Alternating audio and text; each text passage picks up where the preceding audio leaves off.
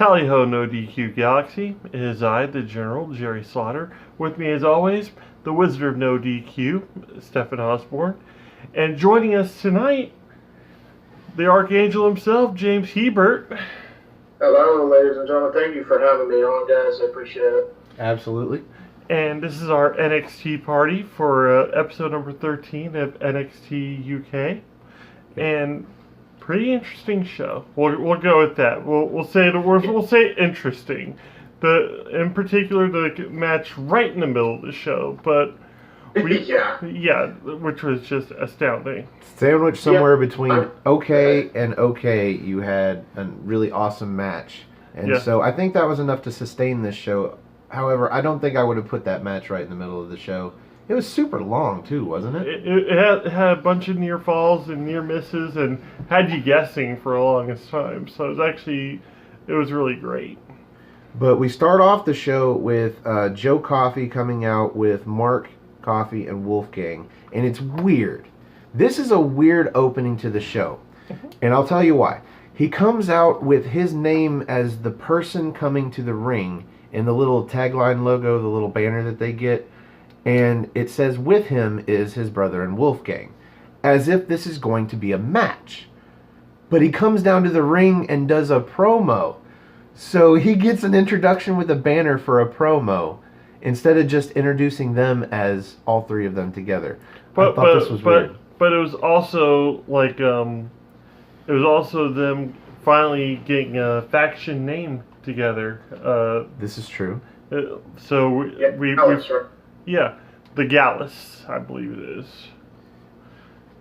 And I couldn't tell if it was the Gallus or Gallus, but I remember hearing Gallus. Oh, they kept on saying, it's like, I am Gallus, he is Gallus.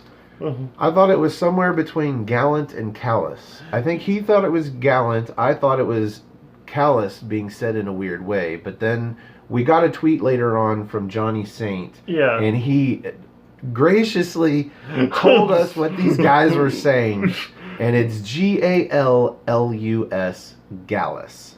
Gallus. Okay. So it was when I thought it was. I was gonna Google it and see if maybe that's some sort of Well, they teased the name that you were hoping for them to call themselves as a faction. They teased that. They say in this promo, "This is our kingdom." Yeah. He wanted them to call themselves the Kingdom. But even then, there's already a faction in Ring of Honor called the Kingdom, so it would have been pretty difficult for them to do. Well, they could just spell it differently. There you go. The Kingdom. or add an extra word to it, something with Kingdom, but the crowd starts chanting, "Not your kingdom." Yep. That would have been fantastic, yeah. They could have called it, you know what they could have used? Thy Kingdom. Thy Kingdom would have been... Thy Kingdom. Yep. That would have been perfect. Yep. But we basically get Travis Banks, the returning Travis Banks, comes out to confront them. I don't know. He doesn't say much. He stands there for a minute. He doesn't say anything. I was about to say, I was super confused because he's just on the ramp and he's just kind of... He was angry at first, and then it went to a blank expression like, what do I do? Well, it was hard to tell his expression because he's got this Union Jack wrapped around his face, like he's cutting off. You see basically what you would see. He looks like a Mexican.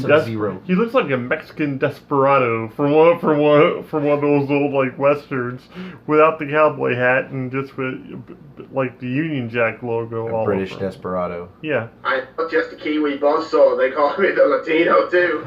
Yeah, so he's. I guess he's not British. He's Australian. No, isn't Kiwi the island off of Australia? New Zealand? Yeah, isn't... Yeah, it is New Zealand, yeah. Okay. There we go. So, the Kiwi Buzzsaw comes out, but then we also have Mustache Mountain come out. Because they basically challenge him to come, and they dare him to get in the ring, because it's 3-on-1, they so handily point out. Mm-hmm. And he wants them bad enough he goes anyway, because obviously these are the guys that attacked him and put him on the shelf. Yeah. And he ends up getting help from Mustache Mountain. Because initially they were calling out British Strong Style anyway. We just didn't get Pete Dunne. And in place of Pete Dunne, we get Travis Banks, the man with Sasha Banks' last name. What did you think about this? I thought this was going to be a match. He came out with his name on the Tron and whatnot, and it looked like it wasn't a match. No, it was just a heavy promo just to welcome back Travis Banks, is what I guess, it was. yeah. And maybe and to that's show that he's got some help. Maybe that's actually setting it up so that Pete Dunne's not in the match, like for the whole 6-man tag they're eventually going to set up, and have Travis Banks in there instead. Because Pete Dunne's going to be doing a lot more title defenses, I think. Pete Dunne works a lot in NXT. Yeah. In America, so yeah, I'm sure he's splitting his time between countries. So finding Travis Banks to put in that spot. We get to find out about Travis Banks, I believe, on the next episode. He finally gets in the ring, but we will get to that. Next up, we have Radzi interviewing Fabian Eichner, who is getting ready to debut in NXT UK. What do you think about this interview, James? With this interview, I actually liked it because it kind of showed how his skills were. He can definitely be a good little plucky babyface, but later on, as we'll talk about, I think he's a much better heel. Oh, yeah. But he was definitely really good here. I was about to say that's what got me about it, is the fact that he started off as such a face and everything, and talking about how he can't wait to face off against Mark Andrews because he's such a talented fellow. Well, I've seen Fabian Eichner a limited amount of times in NXT, and I can't remember him being a babyface, so it kind of threw me a little bit for him to be in the ring as a babyface here. And they definitely show it at the beginning of this match. Definitely, yeah. You know, with the handshake, and it's like, okay, yeah, babyface v babyface. And I'm like, watch. If he wins, it's only going to be because they turn him heel in this match. And sure enough, that's what they did. Spoiler alert. I have quite a few notes for this match. Quite a few notes. I think I have a page worth of notes for this match. But before we actually get to the debut, we actually have another interview. Radzi's back with Jordan Devlin, talking to him about the main event where he lost. And everybody seems to be saying that Jordan Devlin's got a lot of momentum, and I'm like, how so? He lost the match. But in losing that match, though, that match between him and Pete Dunne, I'm not sure who made who look better in that match, but it was just awesome from top to bottom. Oh, it was a great match, but he still lost. I mean, don't Oh, sit yeah, here and he say he's still got a lost. whole bunch of momentum. Whatever momentum he had, he lost. Yeah. Yeah. I guess their idea of momentum is because he put on a good showing against Pete Dunne, so they're like, oh, well, he's still on a momentum hype, so whoever he fights against is going to have a tough time fighting him, whatever. He gets it. I don't understand why you don't Well, get it. I mean, this proves to be the point. I mean, we find this out later. But in the meantime, we have Mark Andrews and Fabian Eichner. And I would call the match of the night. It's too bad the main event is what we actually... Yeah, this was this was easily a match of the night. Oh my God, so many freaking notes, man. So many freaking notes. Fabian Eichner looked awesome. Oh, yeah. I mean, he was basically eating tons of babyface moves from Mandrews, but he did it so well. And not necessarily I can't remember the name of the enhancement talent from several weeks ago. But maybe it was Sid Scala, where we were talking about how awesome he was in eating these moves. Oh, yeah. Sid Scala is just awesome at selling in general, so... I always thought Fabian Eichner was great at selling. I mean, when you look at his work from the original Cruiserweight Classic, he was great at selling. So that was definitely apparent in this match. And he only got better in this match, I thought. So let's get into the meat and potatoes of this match, because I know you have a lot of notes on it. I've got some great spots. And James, what was your take on this match? What do you think of it? I thought it was a fantastic showing for Fabian Eichner. One of the big spots that I remember from this match was the way he caught Mandrews. Mandrews was going for a senton, and he catches him mid-flip and drives him down with a suplex. I thought that was probably one of the best spots in the entire match. Oh yeah. Well, the other spot that I liked was the combination move that Mandrews did, which was led into a flipping senton. I always think that looks really cool. When he did that, it was a moonsault into a senton, a standing moonsault. Yeah. Yeah, I've got notes for that somewhere, but for me to read all these notes, I would look like an idiot over here. Well, that you touched on something I really liked about Eichner. It's the fact that anytime like Mark Andrews went up for any kind of like aerial assault in any way, shape, or form, Eichner found a way of like reversing it or turning it into something cool. Well, not only that, but the way that Eichner was catching Mandrews was allowing him to do some of his moves in different ways. Like, he was assisting the shit out of Mandrews to beat him up. Because there was one spot, I think Mandrews is going off the middle rope, and he jumps at him, and he catches him midair. And I guess he's going for a move of his own, but then Mandrews ends up spike pile driving him. Yeah. And that was awesome. But he couldn't have done it if Fabian Eichner wasn't so good at catching him and then throwing him into his next move. But before that even, Mandrews tried to flip into the ring over the top rope and got caught for that wheelbarrow suplex. That wheelbarrow suplex was just vicious. I love that wheelbarrow he did. Another spot that I liked, I think, was when Fabian was going to go for a suplex and... I don't know how Mandrews is able to do it. He always counters it into like a stunned up millionaire. Yeah, the vertical suplex. He twirls around once vertical, and he comes down with that stunner. And I hate the name of it, but he hates when it. Executed properly, and it looks like he's doing the move, and Eichner is not helping him do the move. I think it's pretty cool looking. Anything stunner. I mean, other than John Cena's springboard off the middle rope stunner that he never nailed square.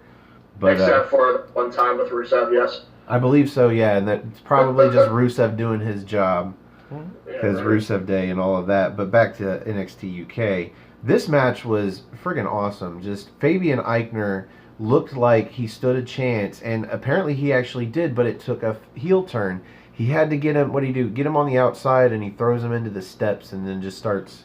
Yes. Great. Starts doing heel tactics, I guess, or a heel beatdown. And then Mandrews barely makes a 9 count.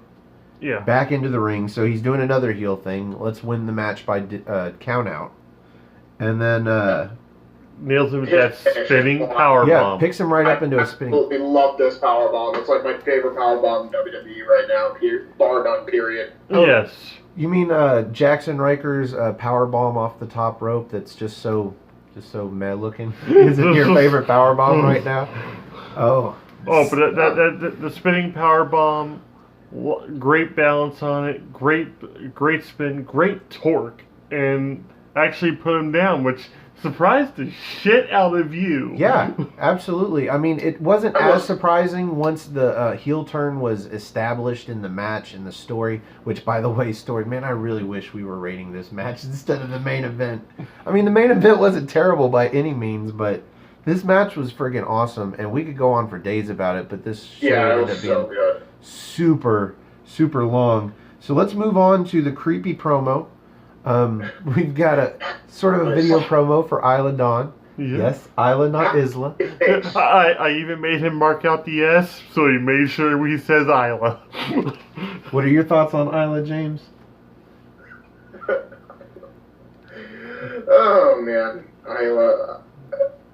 I didn't know what to think. I'm like, so, like, as the show went on, I knew she was a face, but I watched the promo, I'm like, oh, okay, so she's a heel.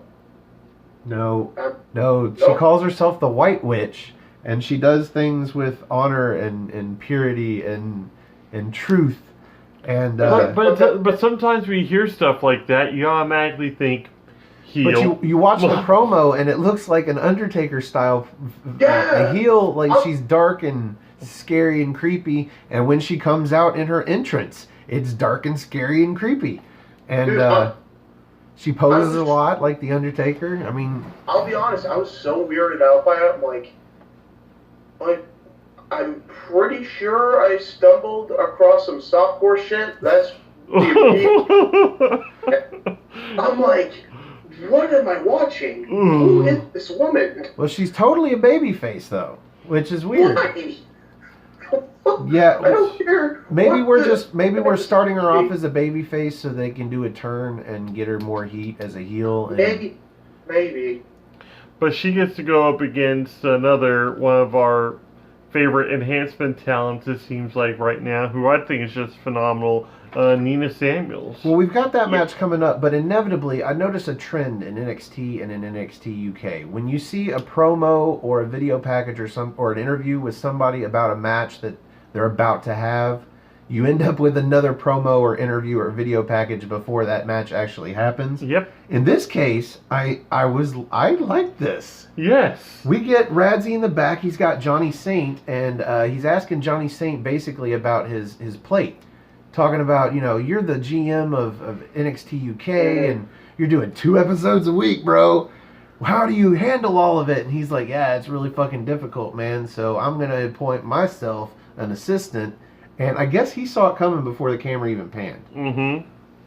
Well, what kind of like set me off about is the fact that right now, the current assistant general manager that we end up getting is, on the shelf, can't wrestle, but at the same time, he made such a great announcement the other night that last time, like bringing Travis Bate out to face off against Joe Coffey instead of himself. Sid Scala is now the new assistant manager for NXT UK, and I'm excited about this. He's a very charismatic dude, and I think he'll actually play well into this. Your thoughts, James? I thought it was the perfect choice, to be honest. I mean, he kind of looks like, it's like a whole protege kind of thing, Johnny saying. Yeah. In a way. I thought it was a perfect fit for him. He actually does give off that, not really a narc vibe, but like pretty much he'd be the one who kind of like, be taking notes or something. It's like, Mr. Saint!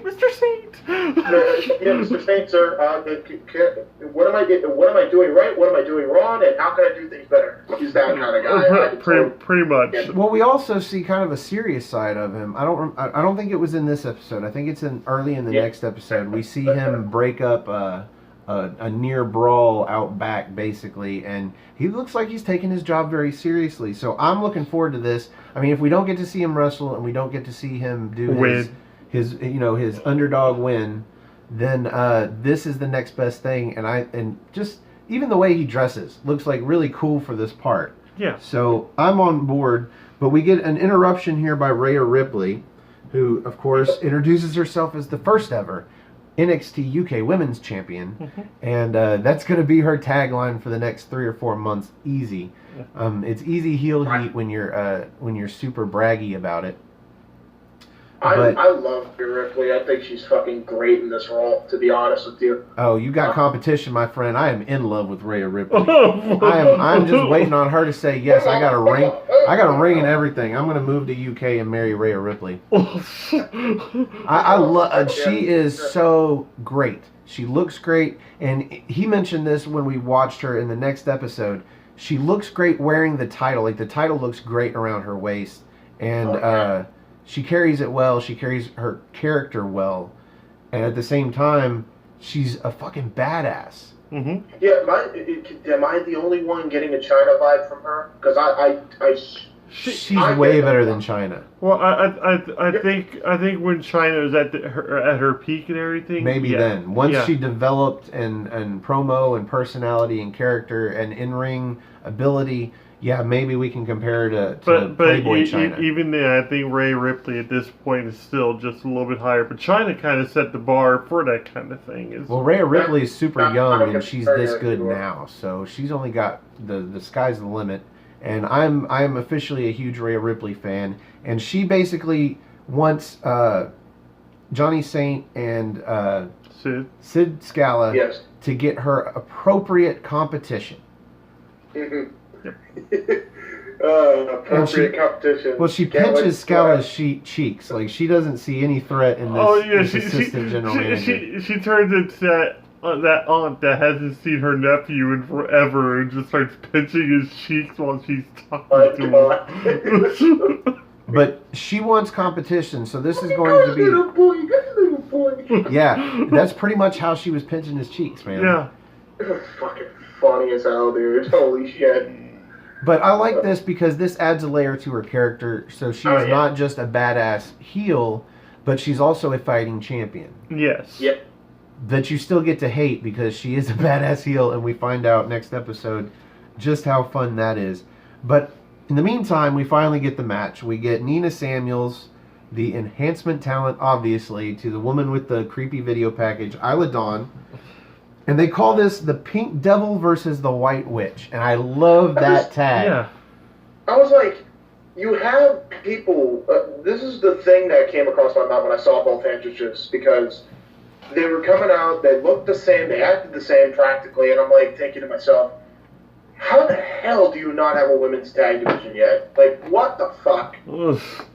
Well, it's got to happen on the main roster first. They're not going to give that kind of credit to NXT UK or NXT, for that matter, to have them before they do. Even though they had a lot of first ever women's matches before the main roster did, or at least two, I think. I think they had the first women's not Falls Count Anywhere, last woman standing. Yeah. And was Iron Man match 2, wasn't it? Maybe they even had a... I don't think they did a ladder match first yet. Main roster tried to outdo them at every turn with women's matches. You're right. You're right. But I don't think they're going to give the women's tag championships to NXT UK for sure. At least not until they have them first. Like, you can have it spread between all the brands for all I care. Just have the belts. I don't understand why we can't have the championships. Oh my God! Could you imagine being the NXT or not NXT, the WWE Women's Tag Team Champions and having to fly to and from UK to show up on shows and defend the belts? I can Just actually all the time. I can actually see that happening, and that's the thing. I keep on saying they need to start doing some more of that, cross promotion, cross branding stuff, just to. I don't see that happening for one reason, and that's the news that I heard about Fox's view on the brand split. Yeah. When SmackDown goes to Fox, Fox wants the brand split to be even more in effect, per se, than it is now, because they don't want Raw superstars to show up on SmackDown, which basically is advertising for a different channel. Yeah. Because Raw's on USA. Not even just any channel. It's a channel they rival with. The network they rival with for years. Fox has been rivaling with Dick Ebersol's NBC. So yeah, they made it very stern and clear that they're not going to take that crap. So I feel like if the women's tag team championships are coming, at the very least, it's only going to be the main two roster brands, Raw and SmackDown. Yeah. Then you might see, maybe if they do cross-branded ones, then maybe you'll see NXT and NXT UK have cross-branded women's tag team championships. That would make sense, especially since there's a lot of girls that are in both, especially Dakota Kai. Yeah. Dakota Kai has been working overtime in NXT and NXT UK. It's crazy. Yeah. But let's get into Nina Samuels and Isla Dawn. This wasn't a long match, I don't think. Or maybe it was, but there wasn't a whole lot to write down. It wasn't a lot going on in this match. I'm starting to see more shades of, well, like I said, Victoria and Nina Samuels. Just the way a lot of her mannerisms, even the way she just wrestles in a ring, the way she moves. I'm seeing a lot of Victoria in her. But we already kind of knew going into this match that Isla Dawn was going to be victorious. Yeah. So, like, that kind of took the, I think it kind of took away a little bit of the power in the match for me, because granted, I knew Nina Samuels has been, like, this enhancement talent that they've had since NXT UK started up, but I was thinking, man, maybe she actually pull off the win here, and that just didn't happen, so. Yeah, NXT UK at this point is fairly notorious for having enhancement talent that never wins and main eventers that never lose. Yeah. So it's easy to call some of these, and in this case it's true. What did you think about this match, James? I thought the match was... I'll be honest with you about the match, and maybe this is my observation of it, but when they were doing spots and they were doing moves, it was like they were operating in slow motion. I don't know what was going on with Isla Dawn, but she was operating in slow motion, bro. Like, I thought we were doing Matrix spots from PWG. Like, that's how slow they were going. Yeah, to be honest. I was about to say, it did feel like it was kind of she was wrestling it like it was almost like her debut match, like she had never been on TV or And something. she has. I'll tell you what I Yeah. think. I'm just thinking right now what the problem might be is Isla Dawn is probably a heel in regular appearances Yeah. on the indie circuit. And so we're Yeah. having heel versus heel. So instead of the heel working down the baby face who makes a comeback and hits a bunch of big moves that get the crowd pumped up, you have a heel working over a heel, and then they switch, and then that heel's working over that heel, and it's like it just seems like the match drags on with a bunch of holds. Yeah. And then when they try to do like fast spots, it's like they're still methodical, even though they're not trying to be. I don't think there was very many fast spots. If that, there wasn't a whole lot to get the audience pumped up about, except for the end of the match, Yeah. which Yeah, comes. that's pretty much it. And then the fans gave like pretty much. They gave a standing ovation, but it was basically like a golf clap kind of deal. Yeah, I was Yeah. gonna say golf clap. I don't even know if they were standing. It's like, yay, you finished in the ring. You had a match. Yep. So Isla Dawn hits her backdrop driver and then gets a running knee strike in, and then she does this finisher that I call it a half vertical suplex, a half and half. Like it looks like she's going for a vertical suplex, but she brings her arm around and behind the girl's armpit, so it's almost a gut wrench. And then in the middle of the vertical suplex, she turns it into a jackhammer. And I really like the move. Yeah. You know what it is? That move is. It's like a gut wrench, but like with a double underhook suplex vibe. That's what I got out of it, Well- actually. Well, the opponent's arm is around her neck, so it's not a gut wrench. I'm saying it's a vertical suplex, No. half gut wrench. You know what it is? It might be a half Nelson suplex. I tell That's you, what- you're encountering what we encounter all the time with NXT UK, Yeah. is trying to figure out how to explain these moves. Because there's just not words for what they are. And I think it was a gut wrench. I think it was a gut wrench suplex turned into a half Nelson suplex. I'm pretty sure that's what It was something along that line. well, I believe she names this move, but I can't remember writing down a name. Hopefully we'll get a name soon and we can just call it by what she calls it. Call it the Dawn Isle. I don't know. The Isle of something. The Isle of Pain. She needs to find a submission move called the Break of Dawn. There you go. I love that. This man is full of great ideas, I swear. So next up, we get a video package, a cap of the NXT Women's Championship Finals match from last week, and basically they called the spot where Rhea Ripley drops Toni Storm in a backdrop onto the apron as the spot that fucked up her back, and maybe it was because when she came off of the apron, she dropped down and kicked her foot across Toni Storm's back, and Toni was pissed, and they cut some shit out of it, and she was legit crying. She was sobbing during this match, and I thought it added a great layer to the match, even if it was real, because she powered through. So obviously she was okay with using this in the match. To me, the video recap did an okay job portraying that, but I don't think there was enough brutality in the, because there was in the actual match there was brutality from Rhea Ripley, Yeah. but they didn't show enough of it in this video Ripley recap. was a fucking machine in that match. Yeah. She really was. Like, I don't know why they kind of cut a lot of that out. I think it was more about hyping Toni Storm and her comeback than it was making Rhea Ripley look like more of a badass. It was more about making her more of a sympathetic character, and like, you know, it's like just hoping for a quick recovery so she can come back and fight the evil. So she's apparently injured, but they didn't specify anything, and we'll see how long it takes for her to come back. But speaking of charity cases, Tucker, the man with no last name. or is it no first name? Well, whatever it is, his one name is not very inspired. It's just Tucker. Tucker, yeah. So it's not like Sting. Sting's cool, but he is beat 'em up fodder for Eddie Dennis. Yeah. We got to start a thing on what is one of those sites, like one of those charity sites, saying "Get Tucker a last name." Yes, a GoFundMe to get Tucker a last name. So, as I said, Eddie Dennis is about to beat up Tucker. Yeah. But Tucker actually puts up more of a fight than I thought he was gonna.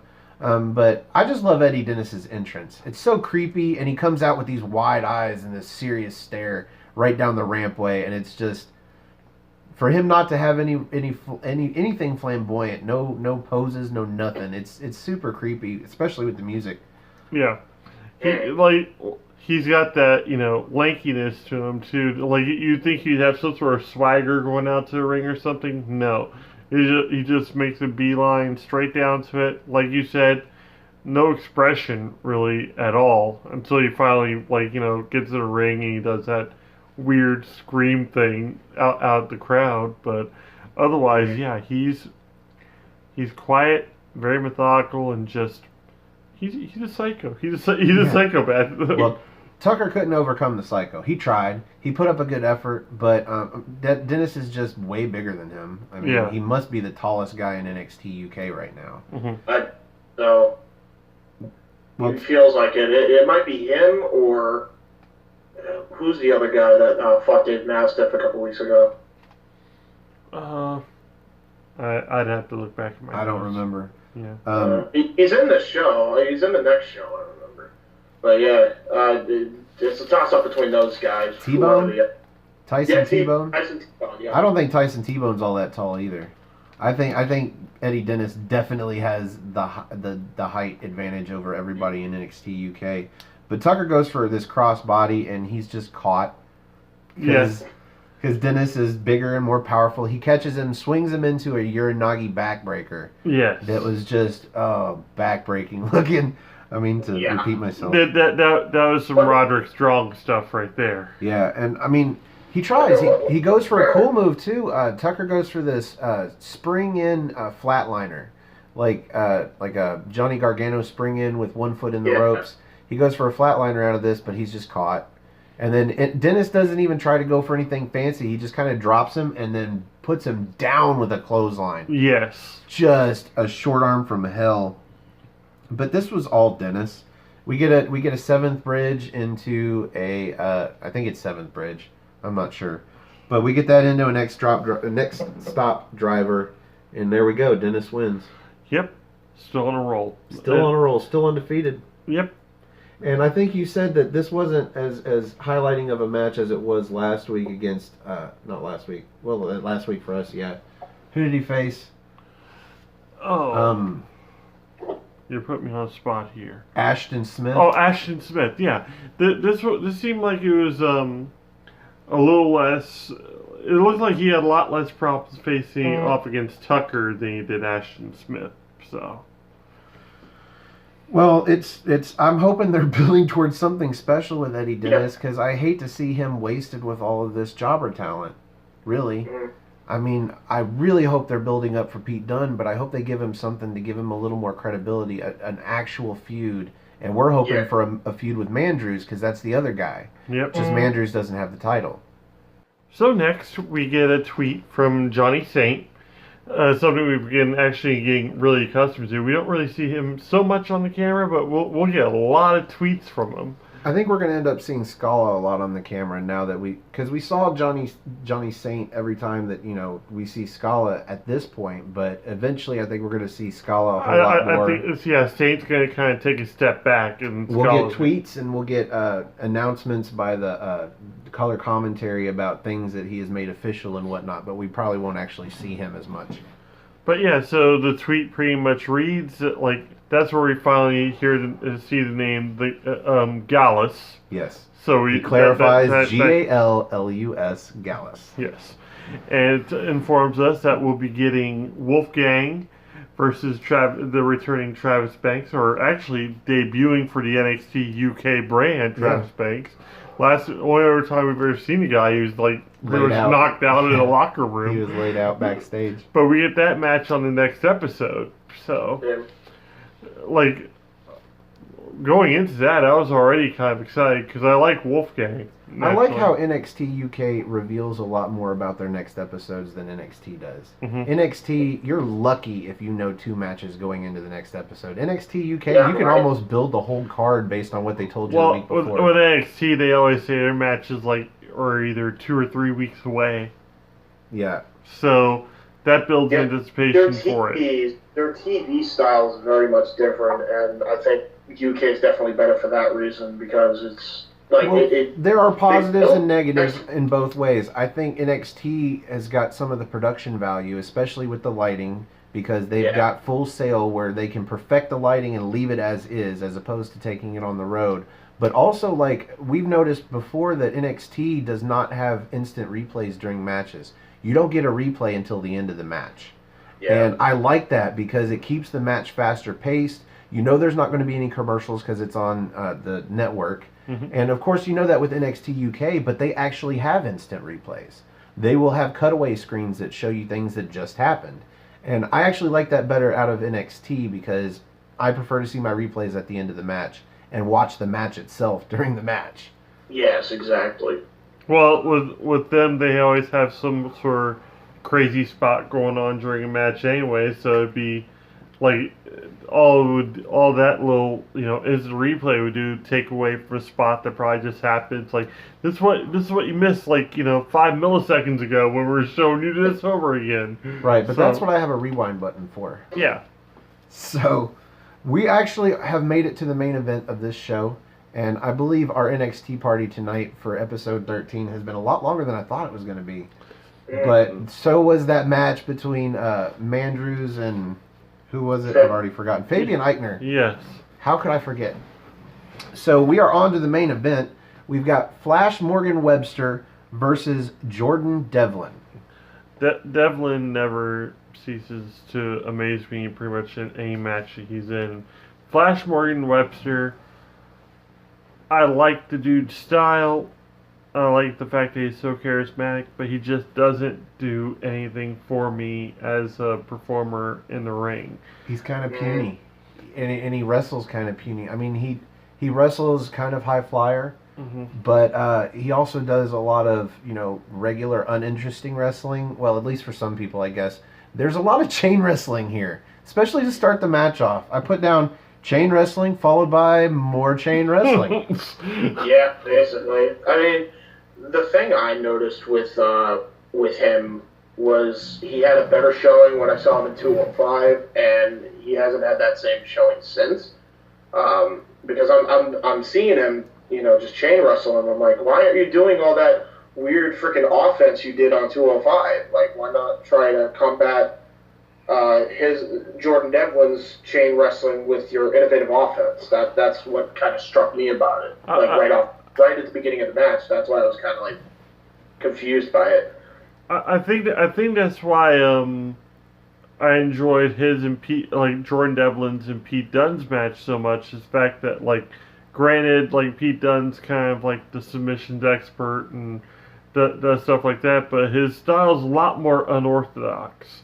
When you have somebody unorthodox in a match with somebody that's kind of polished and more used to the chain wrestling and stuff, you're gonna get an interesting blend of moves. You're gonna get different spots that you wouldn't see normally in a match, and I think that's what kind of took me out of this match was the fact that Flash Morgan Webster seemed like he was trying to almost mimic Jordan Devlin's style, and it just wasn't working out for him in any way, shape, or form. Well, for his part, Jordan Devlin is kind of a mixed bag as well. He's got the chain wrestling, but he does his share of flippy, spinny shit. Yes. And he also has a lot of power moves. And orthodox moves, too. Yeah. Canadian or not the Canadian backbreaker, but that version of the backbreaker he did. Yeah. Awesome. I love that backbreaker. But he's also got a little bit of a face value to him because you see some of these awesome moves that he does every match. Like the 5 moves of doom, he does that, customary Uranagi into a standing moonsault. And this week he nails it. He nails it square. Yeah. We were impressed by that. He didn't hit him in the legs. So, that was the only spot in the match with him and Pete Dunne from last week that I didn't enjoy. I was like, man, he could have nailed that so much better.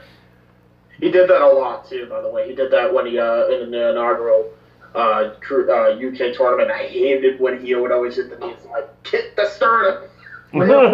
We get some near falls from Flash Morgan Webster, but it's nothing that ever convinces me that he's going to get that third count. No. Ever. Yeah. I mean, he gets a Frankensteiner, but I'm like, What's a Frankensteiner? That's not his finisher. Obviously, that's not his Yeah, finisher. exactly. Like how many freaking cruiserweight wrestlers do you see do a Frankenstein nowadays? Come on. But Devlin is just so methodical looking, and he is so brutal with some of the way he lands his kicks. He does this bicycle face wash into the corner, into a seated Flash that was just like, God, man, like he's probably picking up teeth. Yeah. Dude, he is what Finn Balor should be on the main roster right now. Methodical. He should be a heel right now, as methodical as Jordan Devlin. I mean, he's basically. I thoroughly believe that. He's like a mini Randy Orton. Yeah, he very much is, and he's got the power too. He's got that arrogance to him, but he's also got the talent and everything to back it up too. Well, speaking of power, I mean, and one of those moves like the Uranagi into the standing moonsault that he does just about every match, but blows me away every time. Actually, he does this pull up into deadlift back body driver. Yeah, just wow. And it's not the back body driver that is impressive. It's this pull-up, because he pulls him from a seated position up into his arms and holds them there, and then dead weight drops them. But what I really like about that is there is no hesitation. Like there is of course a hesitation. He holds them there for a second before he drops them. That's what makes it dead weight. I didn't see any hesitation whatsoever. But I see it every time. Yeah, but that's what nails it for me. That hesitation, because I mean, you can take him with his own momentum, but he stops the momentum and then drives him. Yes. Like, to me, that's just badass. It's more of a brutal impact when you let the blood rush to the head for a second and then bam. But there's just something about Devlin, and maybe this is what makes him a good heel, that makes me not want to like him. I don't want to like him as a heel even. Yeah. Like, because most of the heels that I really like, I end up cheering for. Mm-hmm. But I don't want to cheer for this guy, so maybe that makes him a really good heel. Yes. I don't know. Yeah. So this match is improving as we're talking about it. He's got that face to him that you just want to punch. But he's just good. I mean, they're portraying him as he really should have been the guy to defeat Pete Dunne, even though we knew Pete Dunne still had the title because this was filmed before War Games and blah blah blah whatever. But they're really painting him to look good. Flash Morgan comes off with, I guess it was I called it a flipping senton because it didn't look so much like a swanton, but it's a swanton. And Devlin just gets his knees up just in the right spot to make even a counter look brutal. Back the whole match too. Let's not forget he was attacking the back the whole match, which set up for the swanton knee.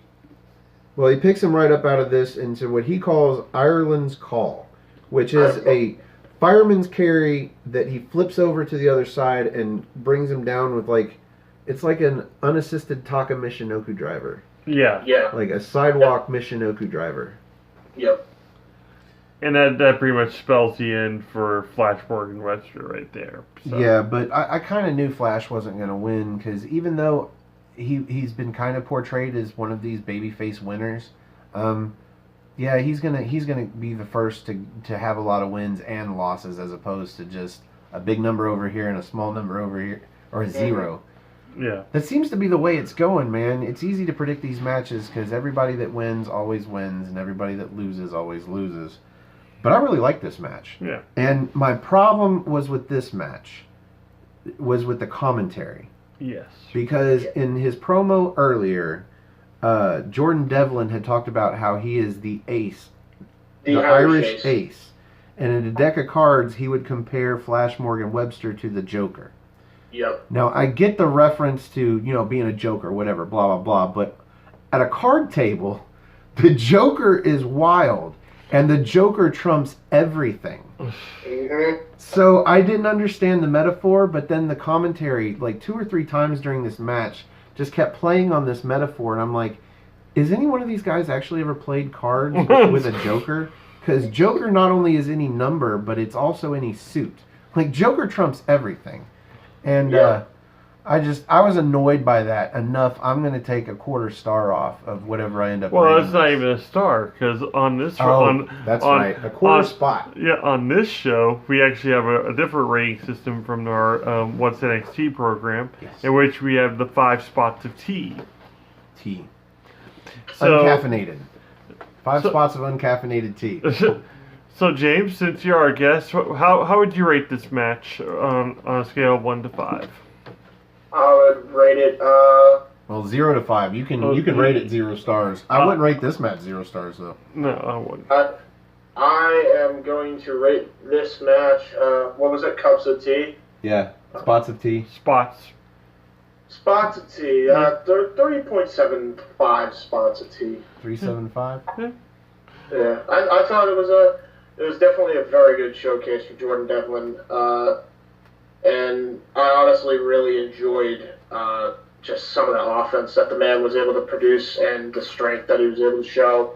And I thought that even though Flash Morgan Webster kind of was operating at a slower pace in the beginning, he definitely picked it up by the end. So I thought it was an enjoyable match. All right, you. Well, let's see. I gotta take away 1/4 of a spot of tea, and then for the commentary, I gotta add 1/4 spot of tea coming off of a show that had that Fabian Eichner and Mandrews match. Yeah. I mean, as great as that match was, it's got to do something for this rating, even though we're not rating the match itself. So I'm going to come just below. I'm going to call this a 3.5. I think this was a little bit better than average. It wasn't super great, but it was pretty great. I mean, I enjoyed it. It had a decent story, especially with him working on the back. But it wasn't anything 4-star or 5-star or anything spectacular like that. Yeah. I'm going to surprise the crap out of you. Uh-oh. I'm only giving it a 3. Oh. It's only because, like I said, I can't get into Flash Morgan Webster in the ring. I just can't. So it was one of these things where Jordan Devlin was in there and he looked great, and there's a lot of, I was seeing a lot of the same spots again. So it was just one of these things where if I can't get invested in both the wrestlers in the ring and, watch the action that way, I kind of drift off a little bit, and that's what happened with me in this match. It took Jordan doing something either very brutal or just, one of his basic moves, like the pull-up suplex you're talking about, the ripcord. Now, I understand what you're saying. Yeah. I understand what you're saying, but there were a few spots where Flash looked pretty good. That headbutt. Oh, the headbutt! I'm gonna give you right there. The headbutt was good. I even threw in the fact that he should have been wearing a scooter helmet when he did it. Oh yeah. That would have looked so much worse. When he goes for that baseball slide to the outside, Devlin moves out of the way, and then he kind of leaps him over. Devlin leaps him over himself onto the steps, and that moonsault that he comes off with. That Flash hits onto Devlin. I mean, there were a few spots in here that made Flash look good, just not as good as Devlin. No. Wow. Devlin was amazing in this match. Just so focused, like he knew he was going to win. It just was going to take time, and he put in the time, he put in the brutality, and he pulled off the victory. True. So that brings us to the end of this program. The end of the program. Thank you guys for joining us. All right, so let's do our usual plug. Oh, we have to plug everything. Well, the reason we want to plug is because we want you guys to be right here, where our friend James is, the Archangel. Archangel. If you'd like to be on the next episode of NXT Party and talk NXT UK with us, find me on Twitter. You can go to nodq.com/Stefan. That's STEFAN. Or just find me on Twitter. Go at Stephan R. Osborne, OSBORNE. That's how this man right here found me, and look where he's at. So if you want to talk NXT and you'd like to do it on the show, find me. Find this gentleman here. You can get him on Twitter as well. At NoDQGeneral, and on Twitter, of course. And then I also have a Facebook group called Armbar, capital ARMBAR, exclamation point. Yes. You can find us on there. And James, do you have anything? Yeah, I actually have a couple things to plug. So the first thing I'll plug is on December 8th, I run a CAW league called Weymouth Youth Wrestling. Ironically, Aaron Rick kind of inspired me to actually do this thing full on. So shout out to him on that. You guys can check out our December 8th event called WIW Gold Rush, which we will be having at 7 o'clock p.m. Eastern Standard Time. We got a lot of great matches, including an appearance from the great Taka Michinoku, who was actually aforementioned earlier on this program, so definitely check that out. Awesome. Awesome. YouTube.com/user/WYW Pride, and you can also subscribe to my main YouTube channel, youtube.com/user/JHebert-Side95. That's JHEBERT Side 95. And you can also follow me on Twitter at JHebert-Side95. Awesome. Well, as I do with everybody that graciously comes aboard our show, make sure you send me a DM with all of those links. I will be the first to subscribe to everything, whether or not I end up watching videos or not. Usually that depends on my app on my TV, because it'll recommend what I watch next. And unless it's No DQ or Wrestle Talk, chances are it's just by chance. Whether it's Cinemassacre or Pushing Up Roses or whatever, I'll watch something. So make sure you get me that information, and if I can, I will drop a message in there for everybody else to have that information as well. Otherwise, thank you guys for joining us for a spot of NXT, and we hope you catch us next week. Catch us on Thursday for What's NXT. That's where we break down the single hour of NXT per week. In the meantime, we should have another episode right after this one for episode number 14 of NXT UK. Please join us for that. I know that makes it a long video, but if you'd like to stop here and come back later, YouTube will remember where you were. Yes. So again, for the General Jerry Slaughter, for the Archangel James Hebert, and of course I'm Stephen Osborne, the Wizard of No DQ. Thanks for having a spot of NXT with us. Cheers, Mike. Tally ho, No DQ Galaxy. It is I, the General Jerry Slaughter. With me, as always, the Wizard of No DQ, Stephen Osborne. And behind us on our screen, we have the Archangel himself, James Hebert. Hello. Welcome. Thank you. Or why am I... Well, welcome to you guys, but thank you guys for having me on. Well, as I understand it, you are a YouTuber as well. So I'm sure you're used to welcoming people onto your show. Yeah, a lot of the time I usually am, yeah. Although I haven't run one in I think 2 years, so. Yeah. Well, we will make sure to plug that at the end of this show. But in the meantime, this is our NXT party for episode number 14 of NXT UK. And we go right into a match. Right into a match. Not even a blip. And we're into Joseph Connors versus Dan Maloney. And we'll go ahead and get this out of the way. Let's get out of the way. Okay, yes. This isn't right into a match. This is right into me laughing my fucking ass off. And I'm so glad, because we talked about this right before the video. We talked about this with James, and he agreed. I'm so glad somebody else saw it. He looked like the NXT UK logo. Dude, he was the walking poster child. Watch NXT UK, guys. Yeah, he's coming out, his jacket. You notice his jacket first. They get that close up, and it's that dark red, but the gold is sparkly gold. Yes. Sparkly gold, and I'm like, oh, this jacket is hilarious. But then they pan back, and it follows him down to his feet. His whole outfit is this red and gold with white, of course. He is the NXT logo incarnate. But the fact that the gold is so sparkly, that's what gets me, because he's supposed to be a heel, and he's supposed to be kind of badass. He beat down, what's his face, last week for screwing up matches and whatnot. Saxton Huxley. Yeah, Saxton Huxley. I like his name, kind of. It's a little weird, but a little cool. Mm-hmm. I like anything with a bunch of X's in it, I guess. I have a question. What happened to James Drake? I'm still wondering that. He just kind of he tagged with him at one point on 205, and I'm like, this would be a perfect tag team partner for Joseph Connors.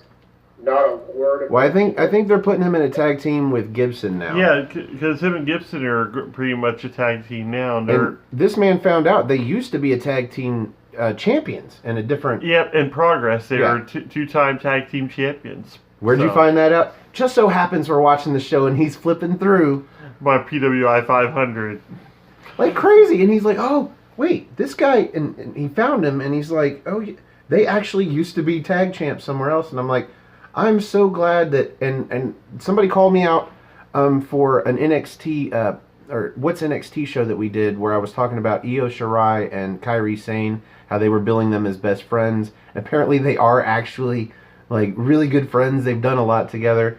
I like how NXT does build off of these outside relationships in independent companies and overseas, even though my ignorant ass doesn't know that they're there. That's why I really like sometimes these NXT parties where we have the guests, because typically our guests know more about this shit than I do. Yeah. And they let me know. Especially when it comes to any kind of tournaments or anything that took place before this. Yeah, we still got to get to those tournaments. Someday we will. Someday we'll actually have days off at our job and we can hang out on the weekend and watch these tournaments. Cruiserweight Classic yet?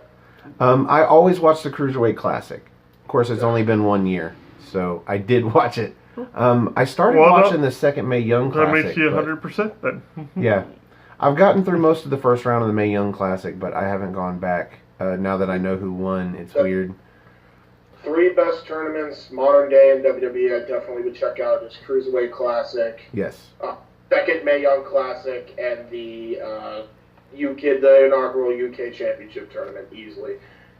I'll tell you what I loved about the Cruiserweight Classic was the fact that literally every match that I saw something that I had never seen before.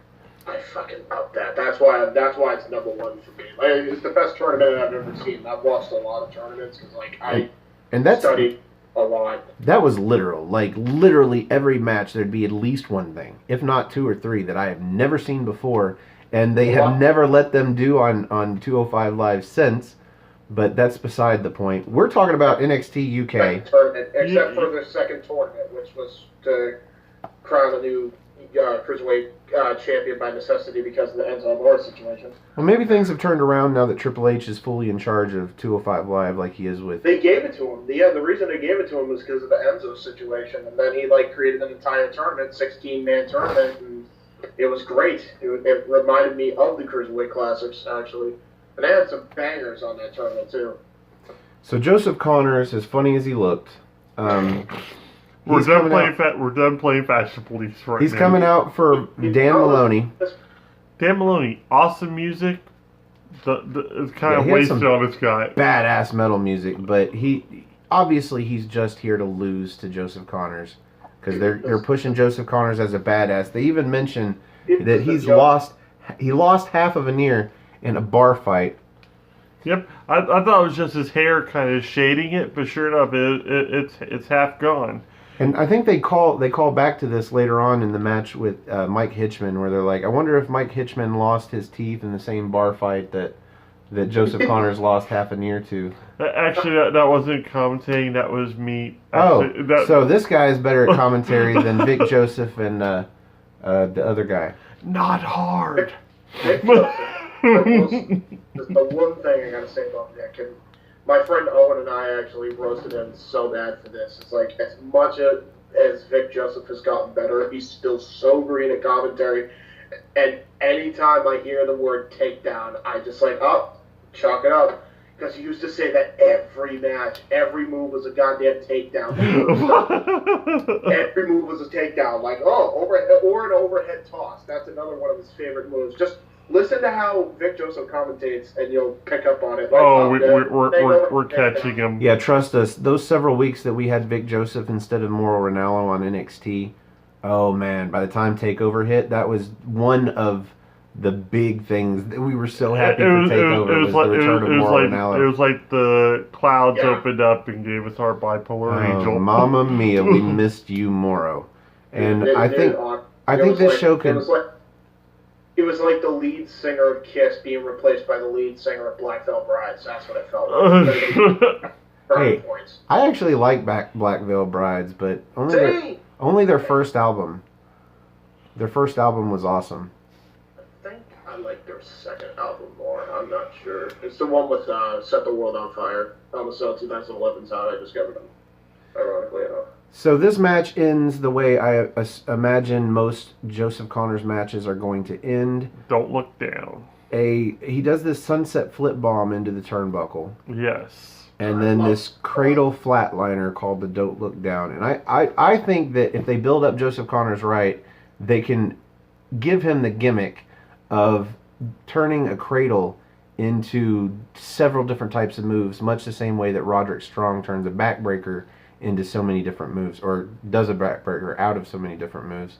So, I don't know, this is a thing I'll share about Joseph Connors' finisher. It actually used to be, you know the Rampage DDT? Yeah. Yeah. Basically that, but the reason they didn't have him use the Rampage version of it is because I think he injured Drew McIntyre with it in WCPW, so they had they thought it would be better to switch it up to the flatliner, like the cradle flatliner, as opposed to the cradle DDT. I can see how that could be a little, Hey, I like it anyway because Paige Yeah. does it.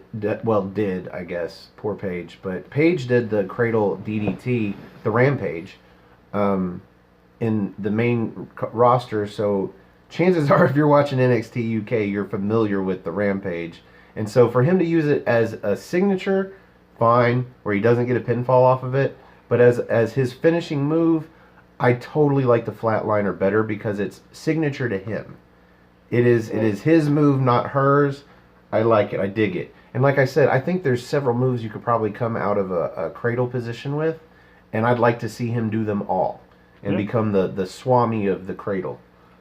Like Orton's the Swaler of the RKO, basically. pretty much. Well, he wasn't the originator of that. I think I've made this point before. DDP, DDP. and that was part of his gimmick for a while, is that he could put the diamond cutter on from anywhere. And he did for a while. He would come out of just weird fucking moves with a diamond cutter.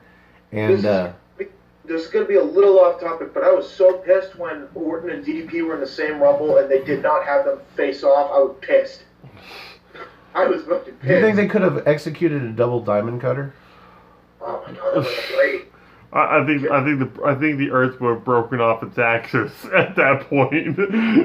They would have given a heart attack to Chuck Norris. I'm sorry. I thought of Chuck Norris since we talked about, was it NXT? Yeah, it was Punishment Martinez. Punishment Martinez's Punishment dad Martinez. beat Chuck Norris in a sparring fight. Yeah, so I was like, yeah, that would be what finally does Chuck Norris in. Yeah. It would be an RKO with a diamond cutter at the same time. Oh yeah, absolutely. So next up we get Radzi. He's in the back and he's interviewing Isla Dawn. And this is where she really homes in the idea that she is a good witch. That's something that bothered me. Was she wearing fangs at that point or something? Because she seemed like she had this weird lisp thing going on. And it looked like she had the fangs back there, kind of like jewels on like both sides. They weren't that long or that sharp. I think my canines are actually more what the look she's going for. Like, I think she added just a little bit, just enough to look sharp, but not enough to look like she's wearing fake vampire teeth. Yeah, But still yet, she doesn't talk very well with them in her mouth. No. So I think if as small as they are, she should just get rid of them and talk normally. But otherwise, yeah, total baby face, I guess. A weird baby face. I have to agree with you on that. No, I'm sorry. I'm just gonna point it out. But we get an interruption here that I love. Yes, of course. Of course. Rhea Ripley comes in and she'll have nothing of Isla Dawn. Isla Dawn's not worthy. Rhea Ripley actually lets us know that she handpicked someone to have the opportunity of a lifetime tonight. Yeah. And so what looks like was going to be a Rhea Ripley promo ends up being a Rhea Ripley match, and that's where we get 5 matches in this episode of NXT UK. That might be a record for an hour of NXT programming on either brand. Yeah, right. But that's for later. Actually, earlier today, this is where we get my first approving taste of the new assistant general manager, or general manager's assistant, Sid Scala. Because we have Mustache Mountain coming to the arena. They've got their bags, their little rolly gigs, whatever. And they get approached by none other than Wolfgang and the gang the Coffee brothers, Gallus. looking so funny in what the fuck they look like they should be golfing, and bad golf clothes at that. Yeah, I How forgot. dare you take our golf clubs? Oh yeah, they didn't look right. They didn't look right at all. They look like undercover cops in the 70s. That's a good way to put it. With their shirts. Yeah. Oh, those shirts.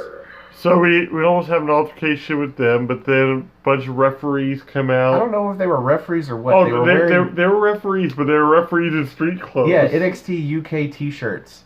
They look like just some jabronis coming out to like push them. And this one guy at first, just one guy, somehow manages to separate fucking 7 or 5 men. Yeah. But then there's another, and then Sid Scala and Johnny Saint even shows up. But Sid Scala, just this look on his face, he's so fucking serious. And I'm gonna get into Sid Scala as the assistant of the general manager. Because he's just so fucking serious.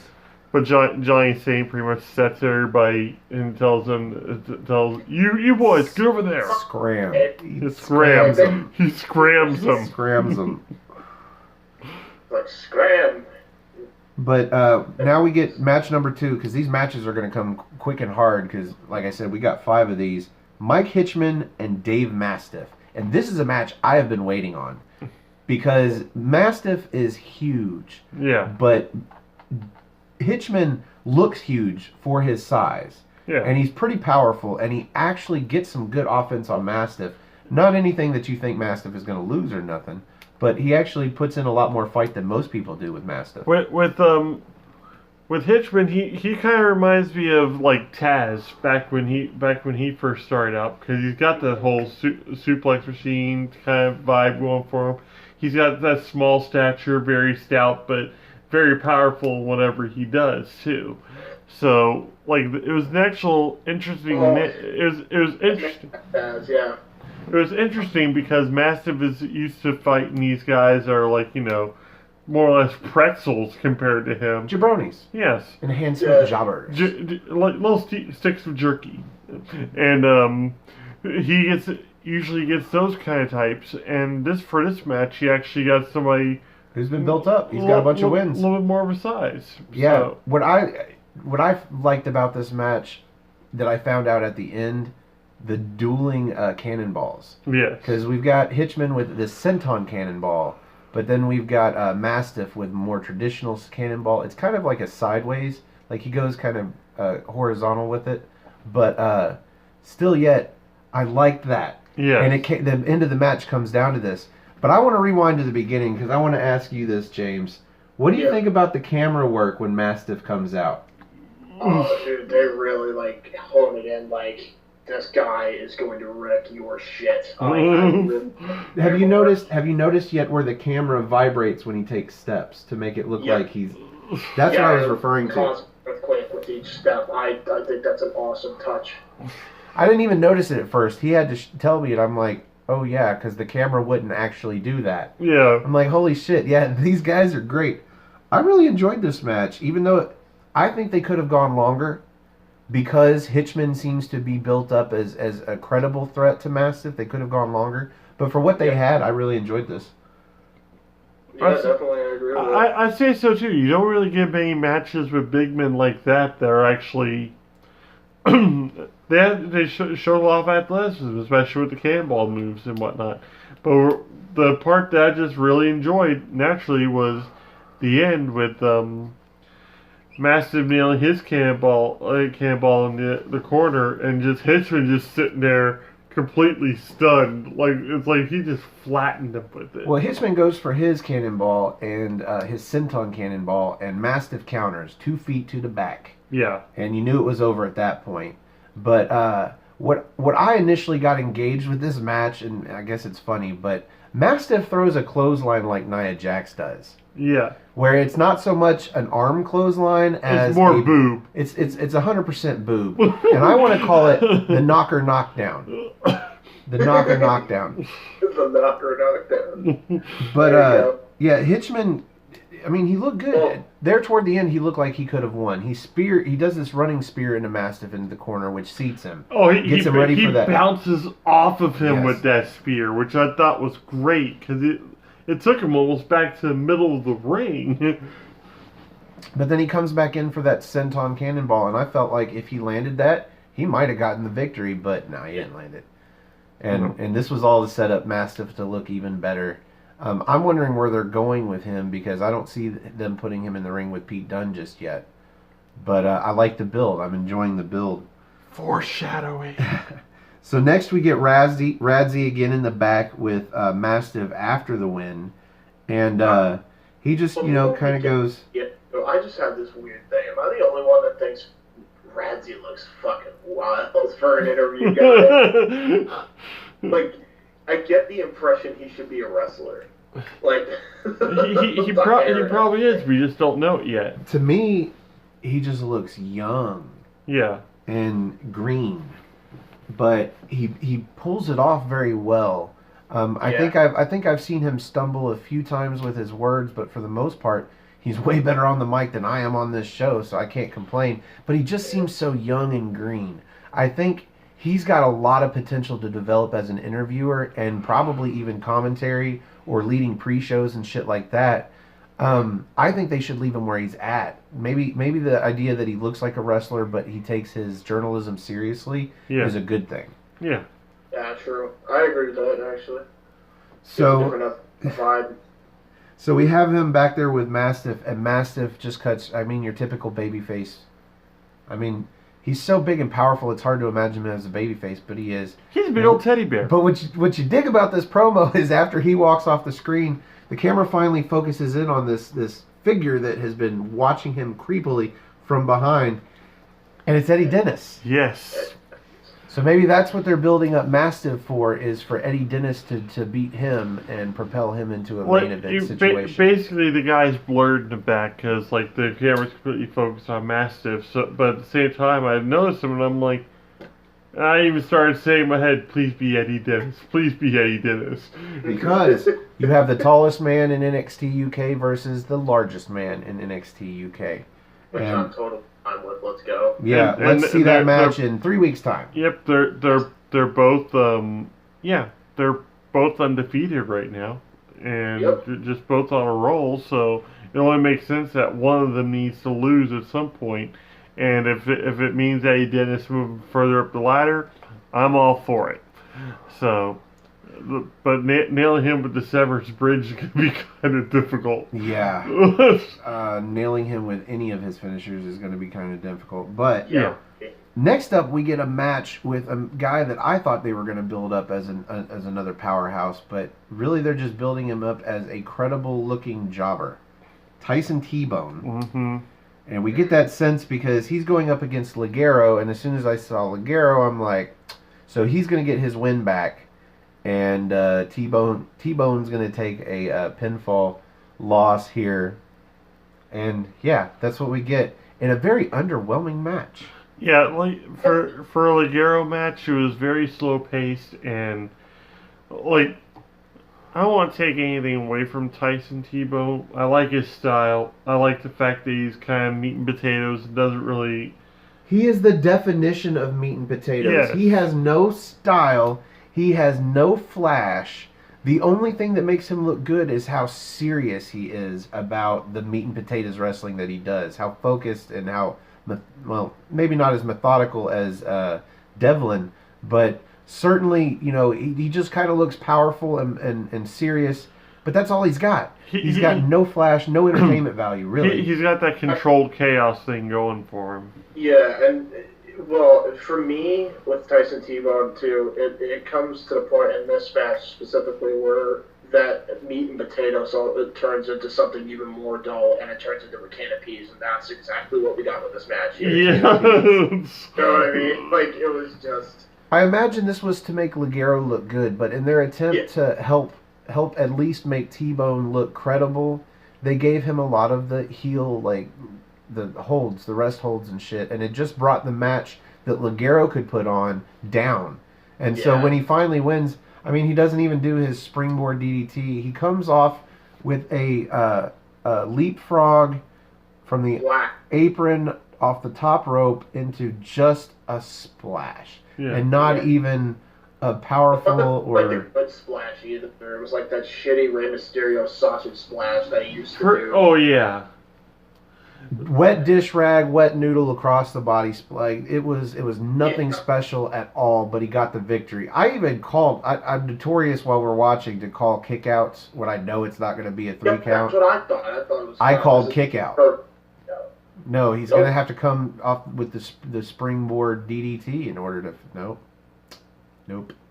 Yeah. So it was quite certainly not overwhelming. It was quite underwhelming for me. And Ligero, the silver tights. No. No silver tights. No silver tights.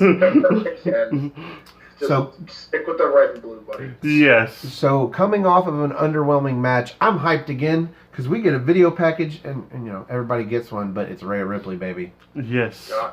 And she looks like a fucking badass as normal. So Rhea Ripley got a lot of airtime on this show. yeah, she gets a video package and then an in-ring promo that leads into a fucking match. And I got even more excited because as much as I love Rhea Ripley, this will be the first person that I actually am a fan of in the indie scene and Japan scene that I was a fan of before they came into NXT and NXT UK. I always, find out about them when they come in, see the first matches, and then I'm a fan. No, Candy Floss is going to get an opportunity at Rhea Ripley, not at the championship or anything. She's not dumb. Then again, I mean, this was almost a fancy squash match. Yeah. Well, what I really liked about it was the fact that Rhea Ripley played herself off to be such a kind-hearted individual and wanted respectable champ. Very respectable champ. So well, they had a handshake at the beginning of this match, like your typical babyface versus babyface would be, but Rhea Ripley kind of looked really smug during it, really confident in a way that gave off a heel vibe at the same time. So I was okay with that. But I tell you, when you get to the end of this match, and I have no notes for this match. I was just watching Rhea Ripley beat down Candy Floss. And then she does the Riptide, and she wins. But then she offers her hand to Candy Floss to help her up and celebrate her attempt. And I'm like, dude, if this doesn't end with a fucking elbow to the back or a clothesline, like pull her in something, I'm going to be pissed. Because Rhea Ripley doesn't need to have a face turn. What the fuck is this? Thank God she nails a forearm to the back of Candy Floss and beats her the fuck down. So I'm good with that. What did you think about this match, James?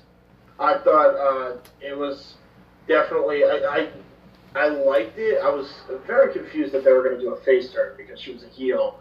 But as the match was progressing and she was being more smug with her offense, I'm like, all right, this is definitely going to end with her a beatdown afterwards or something like that.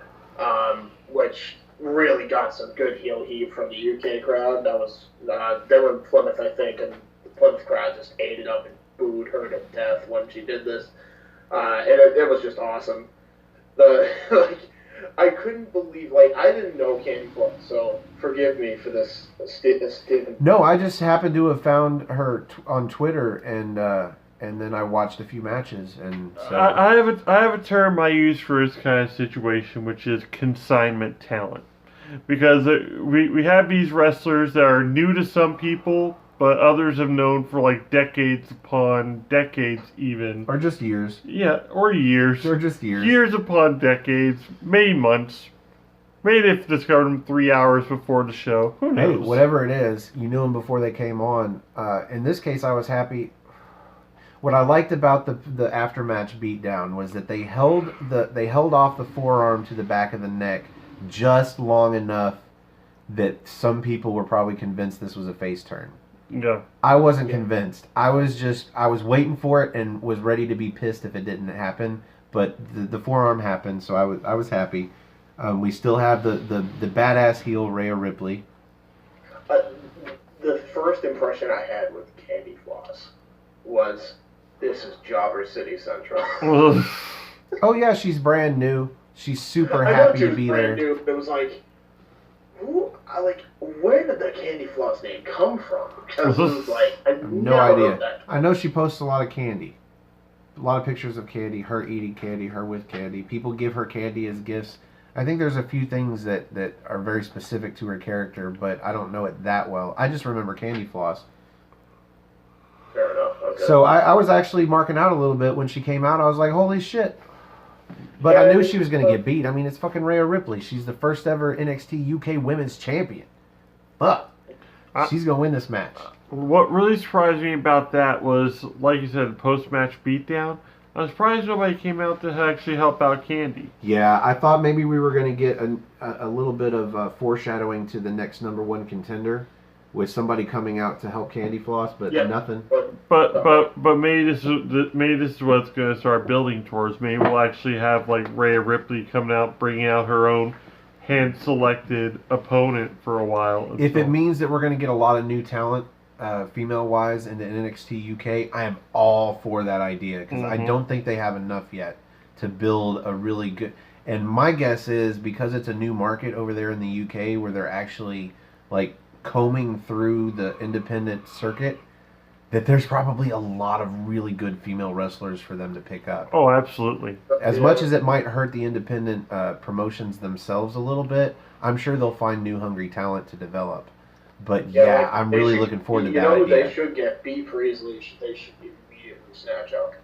I'm just a fan of less Dakota Kai because she's got such a big role on NXT right now, where it looks like she's going into that 6-woman tag with against the 3 members of the MMA 4 Horsewomen. So like, you know, fade out some of these NXT shareable characters and either send them back to NXT where of course they could use them, especially Dakota Kai, but either send them back or use them less frequently and start developing UK talent. Of course, even Dakota Kai, she's from Australia, or I think it's Australia. No, New Zealand, I think. Oh, so she's a Kiwi too. Okay. So I'm sad to stop talking about Rhea Ripley, but on the show must go, we get an interview in the back with Flash Morgan Webster. And I don't know if they're talking about his recent loss or what, but he forgets about the interview real quick because he sees Fabian Eichner out of the corner of his eye. And he goes up to him to give him shit about the way that he essentially turned heel in the match without saying those words with Mandrews. Because I don't think he did an after-match beatdown or anything. He just turned heel during the match. And Fabian Eichner, in great heel response, just says, if you have a problem with it, do something about it next week. So he challenges him to a match. Yep. There you go. And I'm already sold on that because we know how that one's going to end too. Yeah, I mean, Fabian Eichner just looks so confident here. And then you come back to Flash Morgan Webster, and they're asking him if he's going to accept the challenge. And he looks super fucking worried. Yeah. Like, I enjoyed this acting out of his face. Yeah. Like, he looks super fucking worried. So, okay, suddenly I'm invested in this probably short-lived feud, but I'm looking forward to the match. Hopefully it happens next week. Well, after that first showing against Managers, I'm set for anything Fabian Eichner throws. So actually, I said I hope it happens. I think they made it official. I think it actually is going to happen next week. Yeah, I've been sold on Fabian Eichner since his match with who was it? I think it was Johnny Gargano. But I was sold on him even before that. Oh yeah, I remember that from the Cruiserweight Classic. Yeah, his match. He actually fought. Wasn't John? Was it Johnny? Was it I Johnny think Gargano? so. Because I remember Johnny Gargano looked good against a really big guy for it was the 205. But I don't think Fabian Eichner got eliminated in the first round. But he really had a. I think he got eliminated by. No, yeah, you're right. Okay, so I can't remember who it was. Maybe he got eliminated in the second round. Anyway, I do remember Fabian Eichner. I just remember him being so big for being a cruiserweight. But, yeah, he just made the 205 limit. That's why. Like, he made 205 exact. And then he gained all the weight back to be, like, a heavyweight on NXT. So that way he wouldn't risk, like, being overweight and 205. So he was, like, having match of the year candidates with, like, people like Johnny Gargano and shit like that. Like, I remember when he... I think he had a banging match with, like, EC3 where he was just flying around the ring, man. He was flying. That's That was ridiculous. So I guess we have a lot to look forward to out of Fabian Eichner. Oh, absolutely. You have a ton. This guy's already sold. I think he likes Fabian Eichner as much as I like Rhea Ripley. He's ready to have his babies.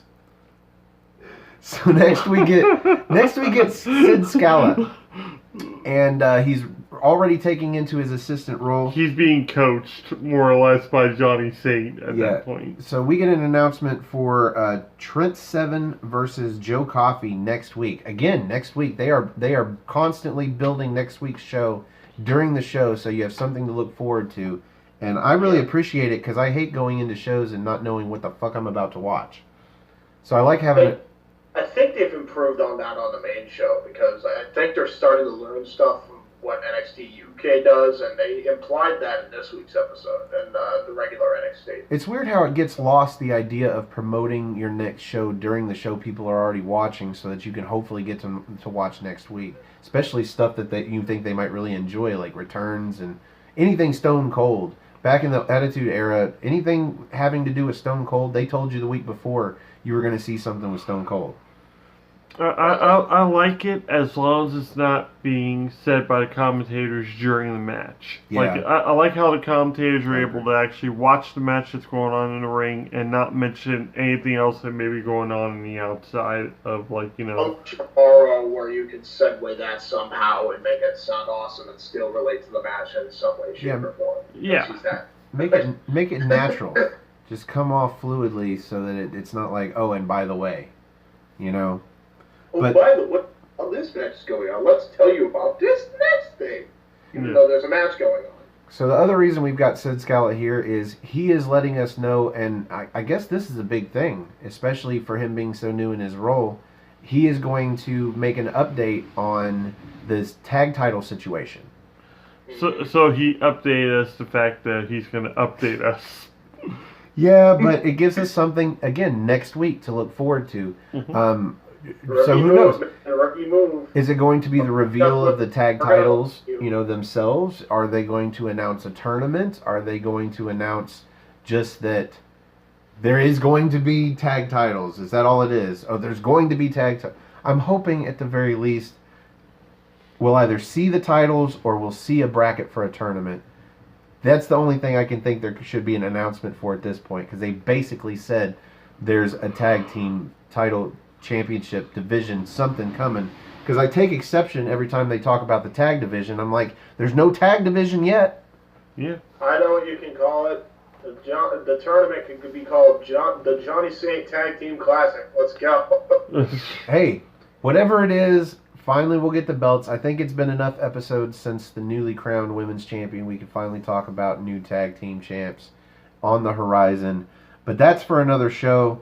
Up next, we have the main event. The main event. Match number 5 out of 5. And I actually had fun with this show. And I ended up having a pretty good time with this main event. Given the fact that I knew nothing about Banks going in, Travis Banks, other than the fact that, as I have liked to call him before, he is the man with Sasha Banks' last name. They rename wrestlers all the time. Couldn't they give him a different last name than Sasha Banks? He's obviously not related. So anyway, yeah, he had it in the Indies. What can you do?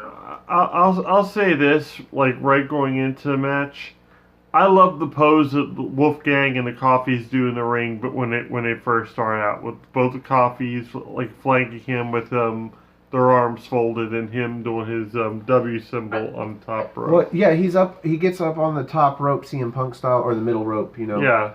And he does his howl into the W while the camera's looking from the opposite corner, and the Coffee Brothers are flanking him in the picture. And it's really cool looking. And they do a really cool pose at the top of the ramp, too, especially since they've had the ramp go directly to the ring. Yeah, because he does the howl W thing again, but then he brings his fist hands into fist, and they just... Yeah, these guys, this Gallus, I mean, they look like a legitimate faction. Yeah. So I'm happy about this. We're only 14 episodes into this show, and these guys look like a legitimate faction that was built starting from the beginning that didn't already come in like British Strong Style did. I was about to say for the first half of those episodes, we had like those episodes ended with the Coffees and Wolfgang pretty much standing tall at the end of each one. Didn't we get the Wolfgang turn on episode 2? I enjoyed the dynamic between the two factions because, as you said, it was a faction that was built up from the very beginning, and then there's this other faction that was already established in the Indies in NXT UK, so you already got that contrast, and I really enjoy that. Actually. The only thing I don't like is the interchangeability of Pete Dunne's role, because yeah, you've got British Strong Style with Pete Dunne and Mustache Mountain, but like in this incarnation, you've got Mustache Mountain with Travis Banks. Yeah. And it's not faction versus faction, it's more like Mustache Mountain with a partner versus Gallus. Gallus looks like a total faction. I will say, a little fun fact for anybody that didn't know. Travis Banks and Pete Dunne used to actually tag team in the Indies for a short period of time before Pete Dunne got called up to the main roster. So what you're saying is Pete Dunne has a lot to do in the United States with regular NXT, so he tagged in Travis Banks to take his spot on NXT UK. And that's me being awfully nerdily punny here. Yep. So I enjoyed this match. Wolfgang looks like a powerhouse. Travis Banks actually looks like a baby face that kicks out of things you don't think he would kick out of. He's got a lot of spunk. I don't remember what the word is. Vitality. I don't know. Yeah. Versatility, I believe.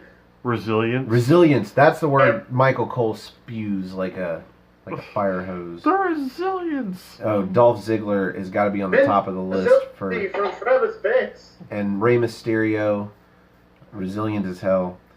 What I really like about Travis Banks is his nickname, the Kiwi Buzzsaw. Automatically, the first thing that came to my mind, the Japanese Buzzsaw Tajiri. And we see a lot of kicks come out of Travis Banks. And I'm like waiting for him to like do a tarantula. A lot of drop kicks. A lot of drop kicks too, yeah. But he is very proficient with his feet. He has educated feet, as they used to call it, say for Rob Van Dam. He's got these drop kicks that are like double stomps. He does this one coming off the apron while Wolfgang's outside, where he lands his feet into his chest, but then drills him down. Yeah. With the coup de grace-esque double stomp. And that's one of those moves where I look at him and I'm like, what the fuck do I call that? I'm making a note here and I don't know what to call that. I don't even know the parts of that move to call other than the fact that he came off the apron with some sort of double stomp. But I'm like, is that a driller? I call it a coup de grace, basically. Well, it's not a driver and it's not a coup de grace because Wolfgang wasn't already lying on the mat. He was drilling him down with his feet, so I called it a driller. But I don't know what to call it. And that's one of those things I really do appreciate about NXT UK a lot, is that I see so many things that not only have I never seen before, but I don't even know how to describe. To me, that's really cool.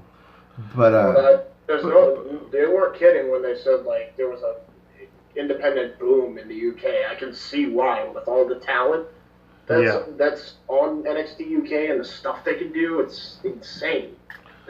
It's absolutely insane. This match, we saw a lot of something I haven't really seen a lot of in NXT UK, and this is probably why they're getting so much heel heat. Mark Coffey was just all up in like people's faces in this match, and so was Joe after a little bit, just pretty much physically inserting themselves into the match, not really getting like not to really throw any punches or anything. Distractions, getting up on the apron. Crazy.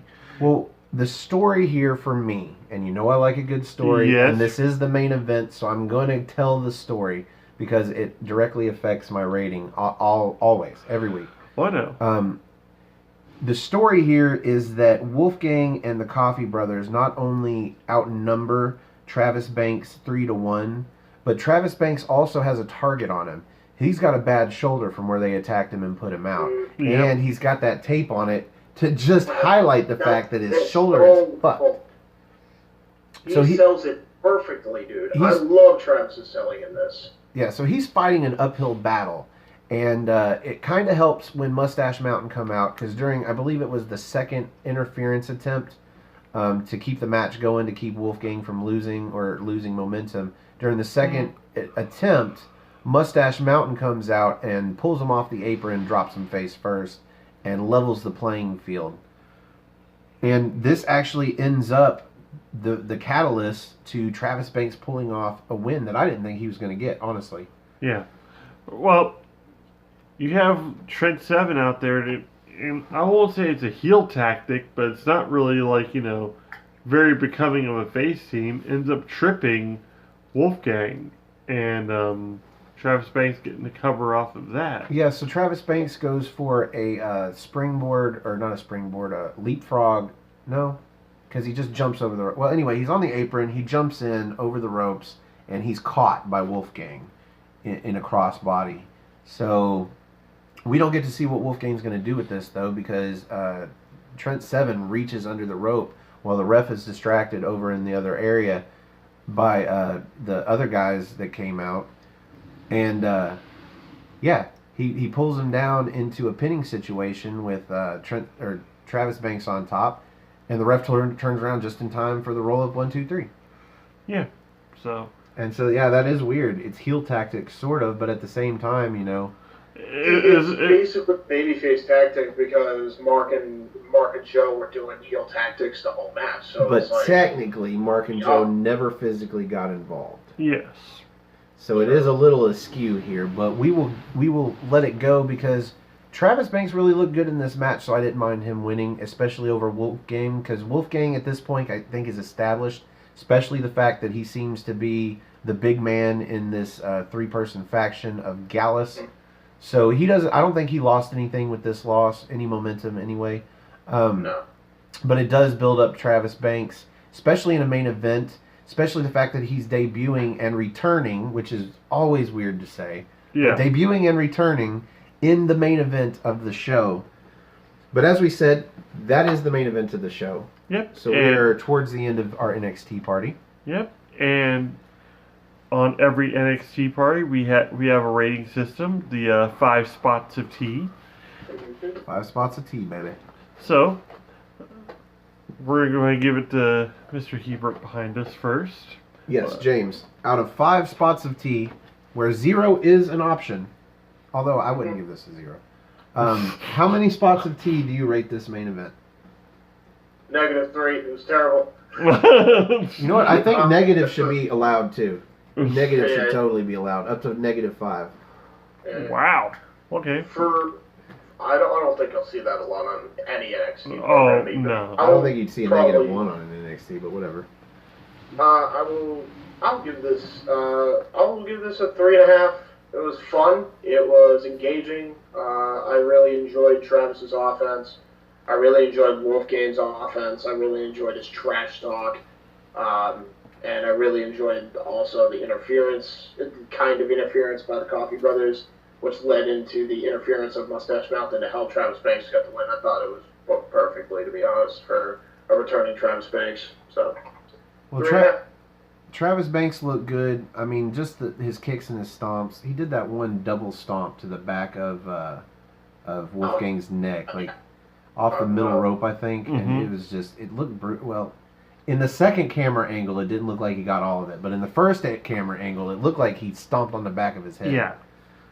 So it made him look good, especially in the victory, even though it's a tainted victory and it's kind of a fruit. It was kind of a fruit roll up, even though it didn't come from underneath him or anything. But because of the story, though, I have got to rank this match a little bit higher because I like the idea of, because the payoff was in fact Travis Banks overcoming the odds, overcoming the shoulder, overcoming the 3-on-1. Even though Mustache Mountain came out to even the odds. I don't think it would have been believable for him to overcome the 3-on-1 odds without that.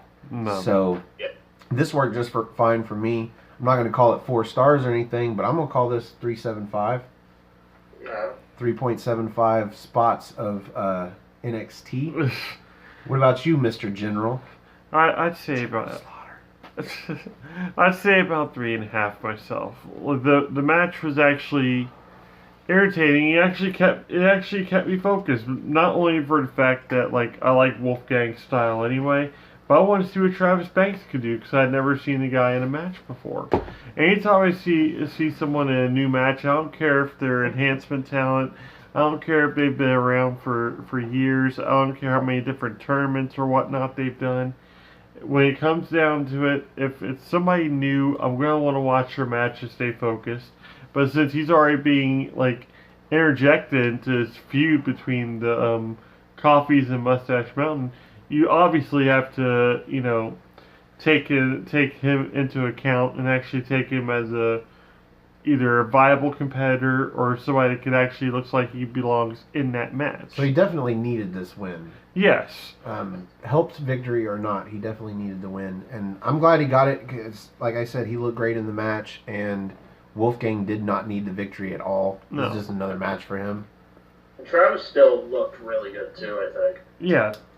Yeah. That's the whole idea, though. They needed something to kind of propel him into the storyline, especially since we can probably go ahead and say he's going to be taking Pete Dunne's spot in this feud, I believe. Yes. So at least for now. At least for now. And I would do what I recommended and bring up their history, even if it was brief as a tag team. You know what I mean? Because that would make Travis Banks' inclusion as like an honorary member to make sense and have it all come full circle, basically. Yeah, absolutely. I think you're right. But that brings us to the conclusion of this episode of NXT Party, and we'd like to thank you for joining us out there in YouTube land. However, if you would like to join us next time or in a future episode of our NXT Party here, where we have the magnificent, and you've been a really great guest. We really appreciate it. We have enjoyed you very, very much so, yes. Thank you. Thank you very much, guys. I appreciate that, actually. So if you'd like to be in the spot of James Hebert, the Archangel, just get a hold of me. You can find me on Twitter. Just go to nodq.com/Stefan. That's Stefan. Or if you just want to log on to Twitter and search for me, it's at Stefan R. Osborne, Osborne. Just hit up my DMs and let me know you want to be on the show, and we'll figure it out time-wise. Or if you'd like to just leave a message below and let us know how we can contact you. You can get him on Twitter if you like. If you like this guy better. I know I do. At NoDQ General on Twitter. But then I also have a group on Facebook, Armbar. Capital ARMBAR. Exclamation point. Now to clarify, that's all caps. All caps. All caps and the exclamation point. So thank you for joining us for the NXT Party. I want to give James here an opportunity to drop all of his plugs, especially for his YouTube channel. You've got that CAW that was inspired by Aaron Rift. Obviously, we're on NoDQ.com or NoDQ's YouTube channel, obviously, right now. So that's pretty cool. What is your CAW? So for those who don't know, it was inspired by Aaron Rift's NoDQ CAW League, NoDQ CAW.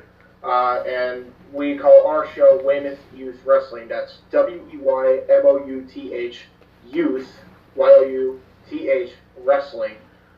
You can search it up on YouTube, or you can go on youtube.com/user/WYW Pride. We have an event coming up on December 8th.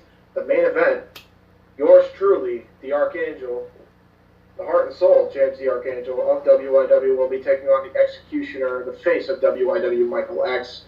So make sure to check that out. It's going to be a hell of an event. And also, if you want to get a hold of me on my main YouTube channel, it's youtube.com/user/JHebertSide95. That's JHEBERT Side 95.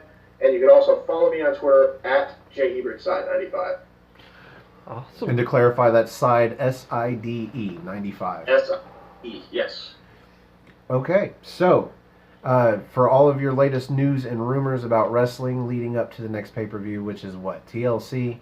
I'm looking forward to the Royal Rumble. TLC is just a pit stop for me. Filler.